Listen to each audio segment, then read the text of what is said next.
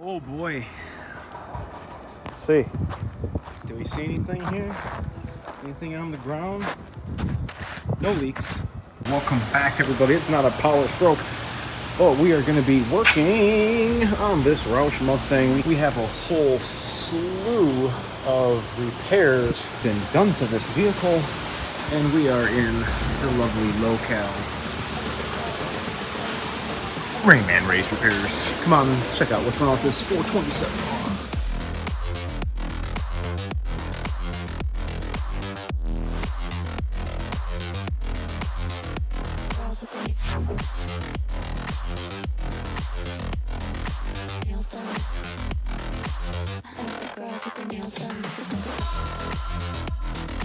Alright guys, welcome back to the channel. Thanks for coming back and checking us out. We have been summoned to Florida to check out this 2007 Roush Mustang. This is a 427 manual transmission convertible. Only got 30,000 miles on it, but we have a whole slew of customer already performed repairs.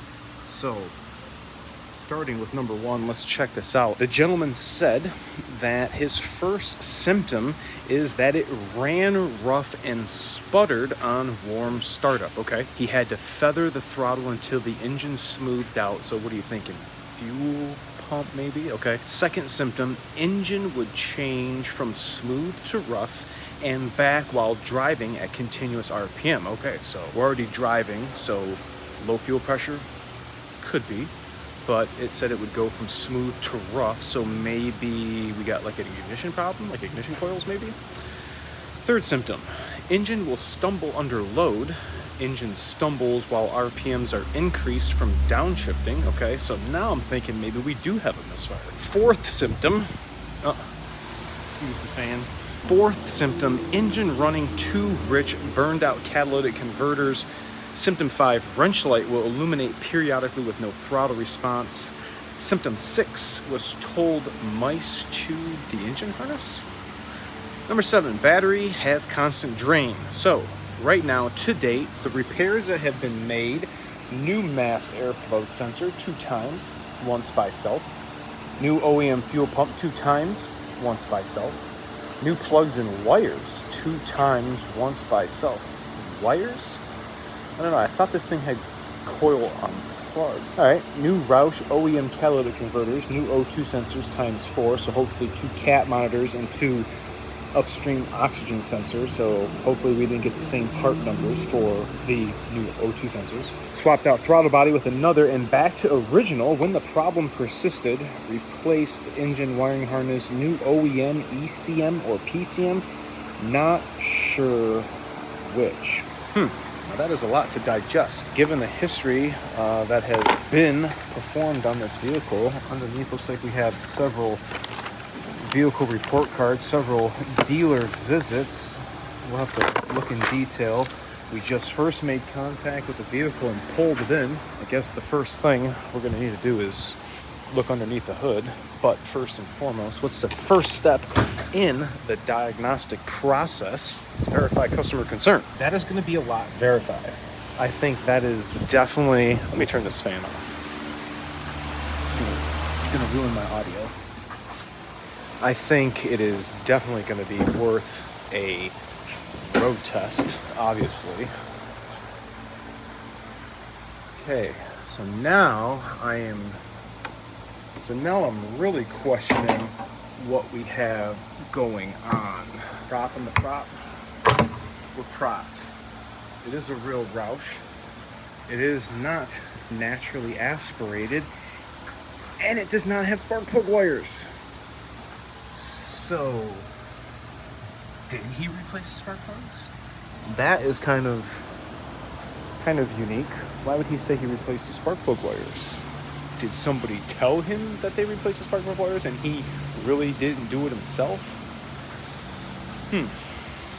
Now, I believe we had some additional information regarding some Bose sound system. He thought that was the battery drain. We'll leave this fuse here. We'll visit that in the next clip, hopefully. All right, so now we need to figure out what we got going on. Does it look like these bolts have been taken off? Do they look like a socket has been on them? Okay, so remember, we removed and replaced that with a known good one, and it still acted up. So let's turn the light on. All right, let's look at the ignition coils. Now for 30,000 miles, there's the factory paint dot right there. That's cylinder 8, 7. Condition looks the same. Condition looks the same. Condition looks the same. All have the factory paint dot.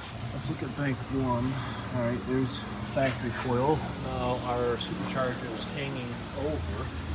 The throttle body would have to be removed to access that one. And we have that one there. All these coils look very much the same as far as condition. Even underneath the hood looks the same as everything. Everything's dirty. This really needs to be power washed and cleaned up with all the just nasty sand and dirt residue that's all over the place. Okay, so my first inspections are revealing that maybe some of this work may have not been done. Ran rough, sputtered on warm startup. I would think maybe fuel pump. I have replaced the fuel pumps in these. Engine would change from smooth to rough back while driving. Okay, so I think we're gonna need both to get these up to operating temperature. Engine stumbles under load while RPMs are increased from downshifting. Definitely gonna have to take this for a road test. Now, being that we have a wrench light on, I'm wondering what kind of codes we're gonna have. Usually the wrench light is for electronic throttle control or for transmission related, but we're not going to have any wrench light come on with this. Did you know that fuel pumps can be accessed from under the seat? I don't know if you guys knew that, but I guess right now let's get the computer hooked up. Let's get the VCM hooked up. Ooh, classic Ford ding-a-ling. Haven't hooked up to one of these in a while. Let's see if we remember where it's at. I think it's right here. Maybe something like this. Let's see. Ooh, right there. Key on. What are we working with? 35,000. So if this was circa 2010, we would still be under bumper to bumper. And that would be super righteous. All right, let's get the computer tweened on. And let's get booted up. All right, that's what we're waiting for, that VCM logo to pop up. That means we're connected, and we should be going through any second. All right, 2007. And we're gonna hit OK. Aftermarket, so it's recognizing that we have a Roush calibration in here. So it has been changed to a specific cal. Yeah, boy. It's just filming. Sorry. An idiot ruining the video. It is quite moist out here. All right, so let's check for codes. You guys remember talking about how many different codes we have. Key on engine off, key on engine running, and continuous. Remember, key on engine on demand self-test, that is something that's happening right now. If we have any electrical faults, continuous memory is something in the memory where DTCs that have been stored are DTCs that have been set are stored in that memory and can be accessed via a generic scan tool. But sometimes you need a more sophisticated scan tool. Looks like somebody needs us in January. We're going to be We're going to be back down here in the Florida. If you guys need to get your trucks or Ford service, make sure to reach out to Rain Man's Repairs and get something set up, or myself, powerstroke@gmail.com, to get your appointment set. All right, no baloney. These are the first codes we have. Internal control module. That looks like something. That looks like something Roushy. I've never seen that code before. That means things we clear it and disregard. All right, throttle actuator control, force idle. We have Higo not switching. Bank 1. Ego nut switching indicates rich. Looks like the same thing is happening for this code here. It's just a different definition for the same thing. And we got a PATS key. You guys know what I'm talking about. PATS is passive anti-theft, and this is the key that this car uses. If you have this key, this is like the Ford Jewel key. We'll go ahead and put this back in and turn the ignition back on. Let's go ahead and clear all these codes. Go ahead and clear. Now, if the throttle body was messed up right now, we would have a wrench light on, and it probably would be in a very low state of power. And what I find with the V8s, that'll go into kind of, I think it's called FEM mode, failure effects management mode. That's what it is. And it'll be running on maybe 4 or 5 of the cylinders. It'll really force limit power. So that's definitely a possibility. But we don't have any wrench light on right now. So, all right, all the codes have cleared. Let's go ahead and look at our oxygen sensor. Let's go ahead and look at our oxygen sensor values. We'll go ahead and select the PCM. Let's go ahead and put the VCM up on the dash and away from any moving parts. I like to put my VCM kind of coiled up, like right here. Get it out of the way from the blinker. HVAC, everything's off. I don't like messing with the customer's radio. Let's check. Ooh, and he's overdue for an oil change. WTF? Does that say 2013? Oh my God. That's just for shits and gits. Let's take an oil sample. That's awful. Let's see if we can one-handed check this oil. That's bad. I hope that's not like that. Hey, can you help me insert? Bearded Ford Tech. Hey, look, Bearded Ford Tech's here too, and Ford Viking Tech. We're all here at Rainman Race, hanging out. We're gonna check this oil. I'm gonna insert that for you. Insert it. All right, we need to check this oil. We have an oil change sticker from 2013, and we are about 2,000 miles overdue for an oil change. Let's see how much oil we have on here. Oh, It's low. that's not good, boy. That's really low. And that's dirty too. Very. I would say that's at least a quart. At least a quart. Can we throw a quart of oil on this chap? We got some, we need some 5W20. Caution, this is the fault of viscosity.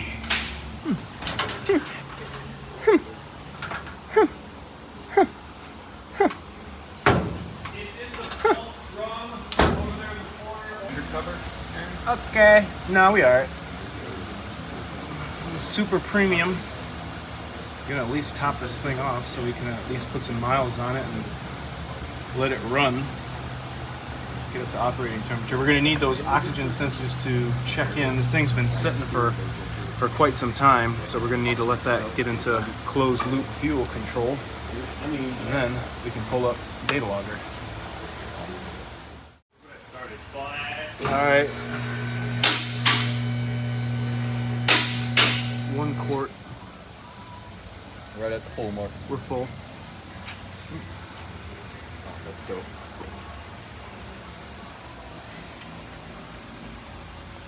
All right, we're gonna pick our PIDs right now. Let's go long term. Oh fuck. All right, let's go ahead and clear everything. We'll do long term. Let's do fuel sys. Just to make sure we're gonna go into closed loop. Let's do FRP. Screw it. Let's do fuel pump. See how much fuel's in it. I'm so used to having like 2 pages and just barely even scroll down. All right, let's do. Let's check out our cat monitors, see if they're working. Gonna get upstream O2. We're gonna get short term, and let's make sure we have no TP fault. And okay, that should be enough. Okay, we're gonna have Bearded Ford Tech. He's gonna fire it up. We're in neutral. We're just gonna let this thing idle. Burn the hole. Yep.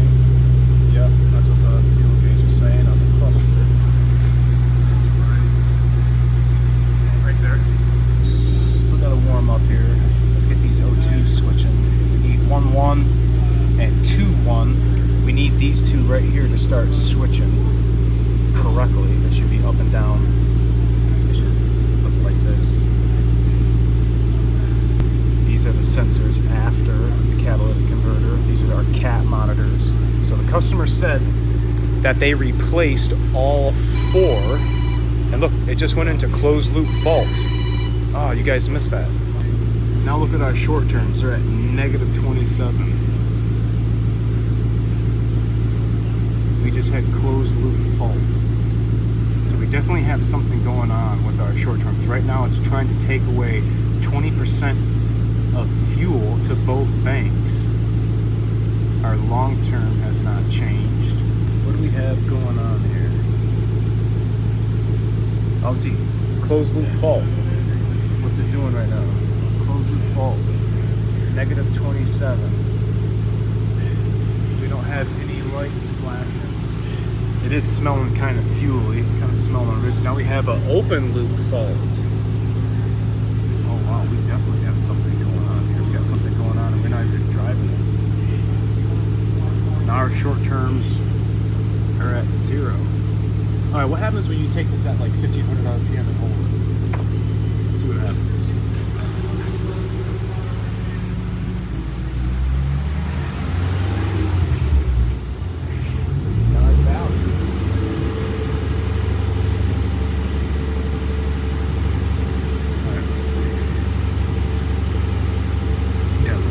Voltage, they're not even switching right now.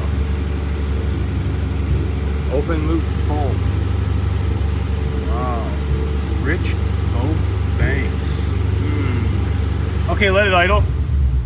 Alright, let's pull up our mass airflow sensor, which he said he replaced. Let's check that against our baro pressure and frequency. Let's see here. 155 hertz, so that's about normal for this region. I would think this would be near 1 volt. It seems to be kind of noisy looking right now. Something affecting both banks is making this run rich, and it's stinking right now too. So you saw we had definitely something low on oil. Symptom running rich, burned out catalytic converters. Well, what's going to control both banks? That would be the mass airflow sensor. The mass airflow sensor, which is not even here. So how did this guy replace the mass airflow sensor? Is the mass airflow sensor relocated? I don't think so. He literally has no mass airflow sensor, unless it is, oh, it's right here. Okay, it's been relocated. I was going to say, that's crazy. Mass airflow sensor right there. So has it been replaced? I don't know. That's going to be kind of hard to tell. I think it's been hardwired to the new throttle body, or the new air induction. The factory one went here, and now it's kind of got a complete other side. Alright, so do we have something going on with this mass airflow sensor? Yeah, it very well could. This exhaust really stinks. MAF. I wonder what happens if we disconnect the MAF and start this thing up.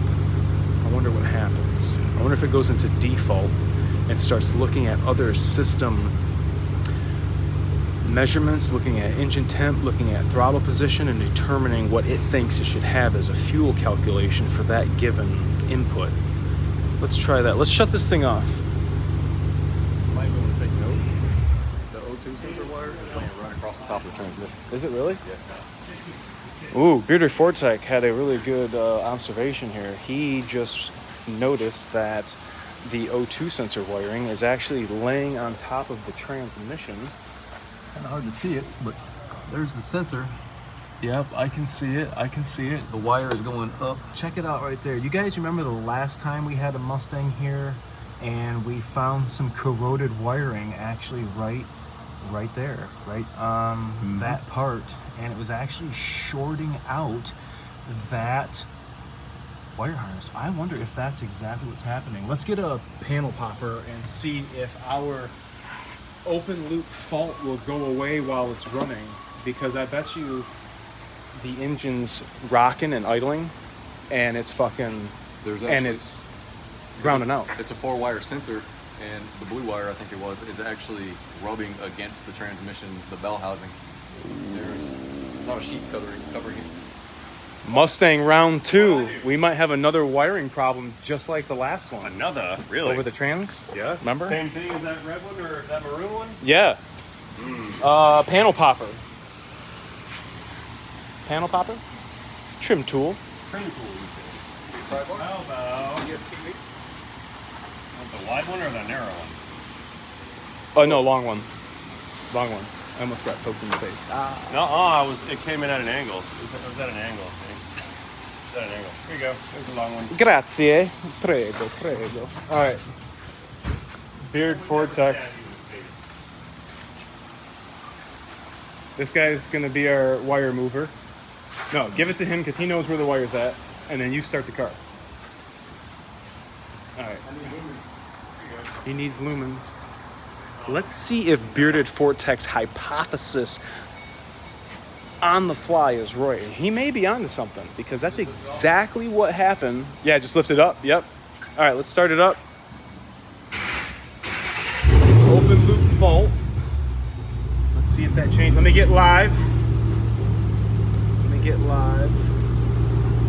Oh, come on. We're having technical difficulties. I can't get live.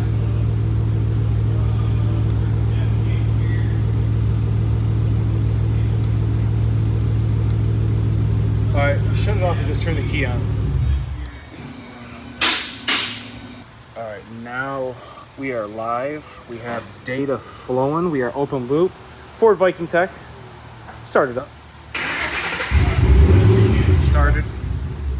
Now let's watch our fuel system fault PID. Let's watch our O2 sensor. See if anything changes. This is quite a weird one. Look at our short term. Our short term is switching. Our upstream is kind of just hanging out. Okay, what's it gonna max out at? 27? Watch this. It might max out. I don't think it made any change. Give it a little fuel, Viking Tech. Okay, these are staying the same. These are staying the same. All right, what Bearded Vortex just did, we're kind of doing an experiment. We unplugged the mass airflow sensor.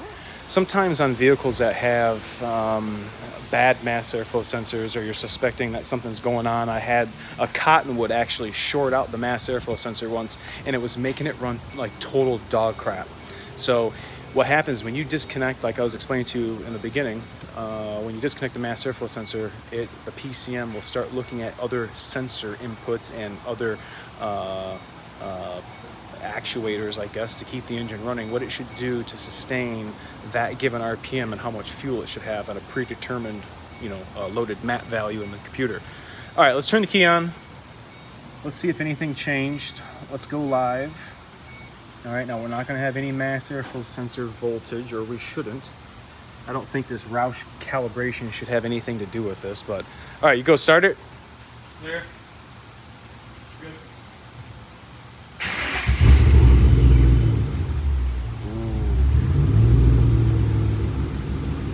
Doesn't want to idle up like it did. It says we're in open loop still. When we're in open loop, we don't look at the oxygen sensors, so now we're in closed loop. Let's see if these puppies are gonna switch. Give me a little throttle.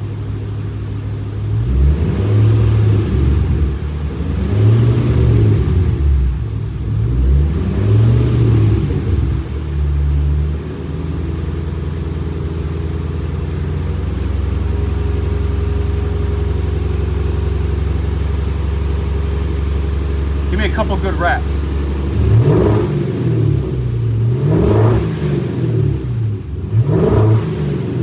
See, that's sensors are supposed to do, but constantly go like this. So we have something going on. We could have had the oxygen sensors really loaded up with fuel, and that's what it could still be right now. Just stuck right here at the same right now. Do we have something going on with both oxygen sensors? This guy said he replaced them. Look at these guys hard at work. There you go. Tattooed up. Oh. Connecting stuff. Granny shifting, double clutching. You never had your car. Now me and the mad scientist gotta rip apart the block and replace the piston rings you fried. And my spoon engines. Spoon engines. All right, we're back in reality. All right, let's turn the key on and I guess start it up and see if anything changed. Mass airflow's plugged back in, right? Yep. Okay, we're live. Nope. This thing's got a lot of fuel in its exhaust. Okay, open loop. We're not looking at oxygen sensors yet. Come on, upstream. Let's start switching them. Let's do something.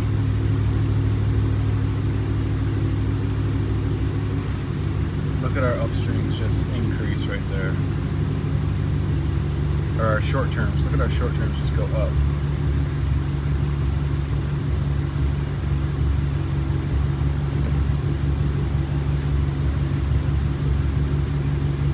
This one looks sort of normal. Give me something like, you know, a couple of wraps. Keep it at like 1500.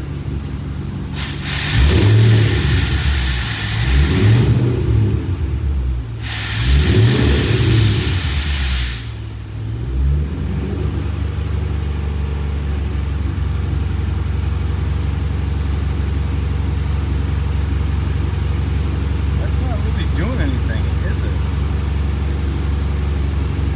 That no likey. That no likey. It ain't doing jack diddly.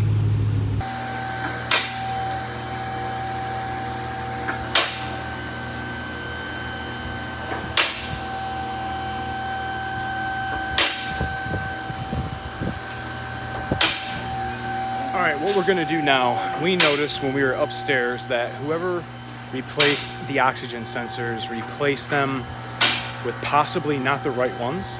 We noticed that the electrical connectors for the harness were green and the sensors were not. If they were Ford, then they would have been the same color. So let's check out. Ooh. Those kind of look like the same ones, didn't they? They do. I wonder if those are Ford ones.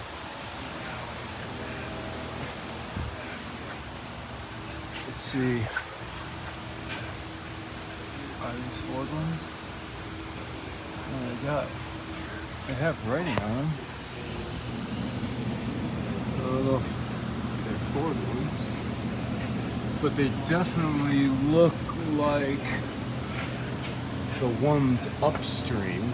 I think that one we got, or you can get from upstairs, but that one up here looks exactly like this, and I think that is a problem. What if we had 4 of these, or 4 of these? The front top 2 are supposed to be different, and these back ones are supposed to be blue, and the ones upstairs are supposed to be green. Bosch. I say, what? They're Bosch. They're Bosch. We just cross-referenced it. They're Bosch. Okay, does that tell you if that's an upstream or downstream? Oh, we're doing a little Viking Vortex, doing a little investigatory here. What do we got? Advanced Auto Parts. Wideband. Okay, that's not that one. We would have no. We got the little round connector. Old school. And they'd be blue. That's kind of sus right now. Yeah, very sus. Very sus. Wow. We are back. I got BFT riding shotgun, being the computer, BITCH. This has been a ass kicker. A PETA. Woo! We have... Tell them everything that we've done so far. We have checked the mass airflow. We've checked the air intake for restrictions. We've smoke tested the intake to look for restrictions. We actually changed out the fuel pump because we could not get it to go over 40 psi. You're trying to do that relative injector flow test. Right, and it would not let us do the injector flow test because the pump wouldn't go over 40 psi. So, and it had a precision fuel pump in it. So we put a motorcraft pump in it, and immediately over 60 psi, which allowed us to go to the injector flow test. But we were still getting the 2196 and 2198 and consecutively all the time. All the time. They just kept coming back. So we got to look, and we pulled the front O2 sensors out, and they were very, very sooty. And we noticed that the driver's side and the passenger side was two different sensors when they're all supposed to be the same. And then what else did we do? We drained the fuel. We drained the fuel, put a fuel pump in it. We lifted the fuel injectors, the rail up, remember? And to see if anything was leaking. Yeah, nothing was leaking. What we've been noticing though, every time we did something and took it for a road test, the performance on the hard Excel was not like this.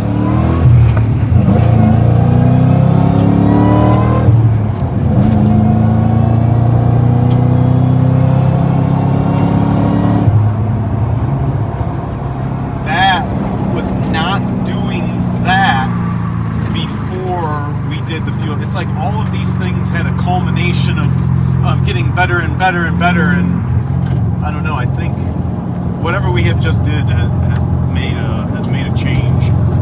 Why this thing was running so rich. It was, dude, talk about feeling defeated. I can't leave Ray with this Mustang and not have anything to tell the customer.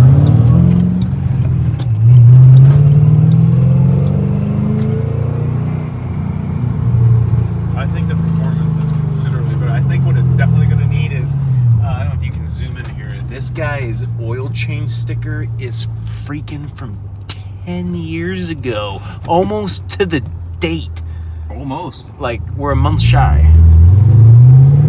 So if I go back over here and look at the DTCs. Yeah, run some self-tests again. I'm going to go back over here. Or let me do a key cycle really quick while we're on the move.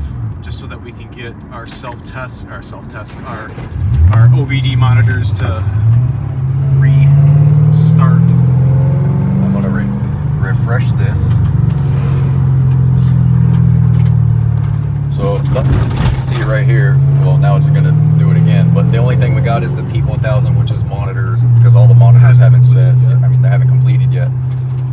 If anybody's wondering about this noise in the back, we don't have the back seat in right now. Yeah. That's where we got the fuel pump, so it was cool we didn't have to drain the tank.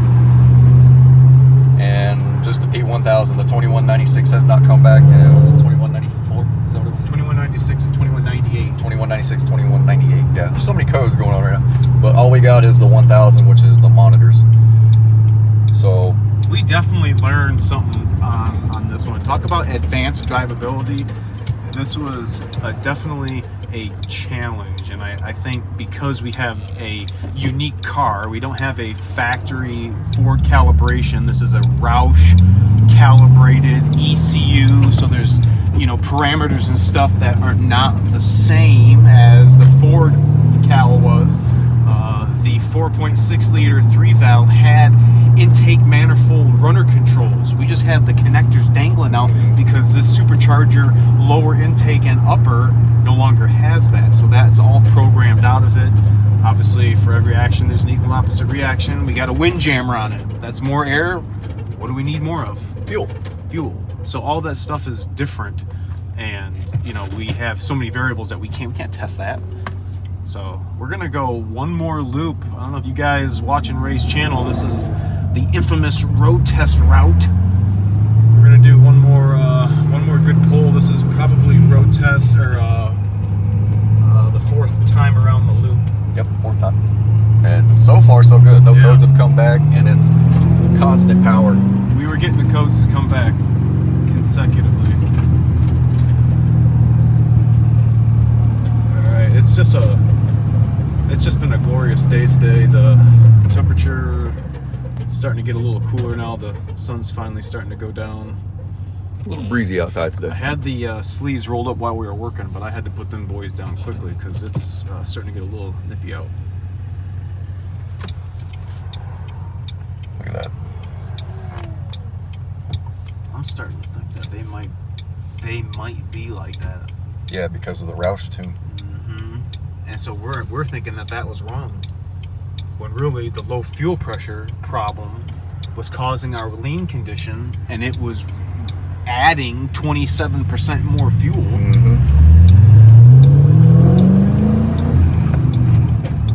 All right, let's see if we can get another good pull.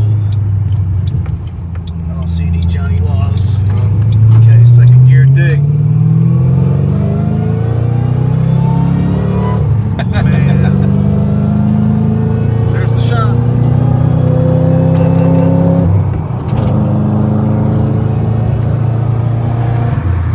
I think we're good. I think we are. I think we're good. I think we fixed it. I don't think we had it in us, but we did it. We did it. Well, I appreciate you guys all for watching. This has been quite a journey. I couldn't show everything. This has been 2.5 days in the making, and it was just been a crazy footage. But the synopsis, fuel pump, Yep. oxygen sensors, And a new MAF sensor new MAF. We had questionable. it had K&N oil all over it. Let us know if you have a Roush Mustang. This was number 266 in the 2007 model, and this is a stage 3 with all the suspension upgrades and body kit, and most important, the supercharger. Let me know what you guys think. I appreciate Ford Beater Tech and Ray for letting us work at his shop, and Ford Viking Tech for coming along. I'll put all his info in the description. Remember to like, comment, sub, share, and I'll see you guys in a boosted application.